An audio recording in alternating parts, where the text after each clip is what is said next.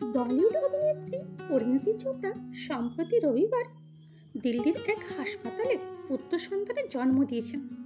বর্তমানে মা ও সন্তান দুজনেই সুস্থ আছেন। পরিণীতি চোপড়া তার হাজব্যান্ড রাঘব চড্ডা এই খুশির খবর সোশ্যাল মিডিয়ায় পোস্ট করে সকলের সাথে শেয়ার করে নেন।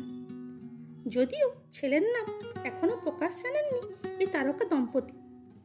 2023 সালে পরিণীতি চোপড়া ও রাঘব চড্ডা রাজস্থানের উদয়পুরে রাজকীয়ভাবে বিয়ে সারেন। বিয়ের 2 বছরের মাথায় আগস্ট মাসে পরিণীতি তার প্রেগনেন্সির খবর সকলের সামনে আনেন। বর্তমানে অভিনেত্রী দিল্লিতে তার শ্বশুরবাড়িতেই আছেন। অভিনেত্রী কৃতি সেনন ও অনন্যা পান্ডে ইতিমধ্যেই পরিণীতি ও রাঘবকে শুভেচ্ছা জানিয়েছেন।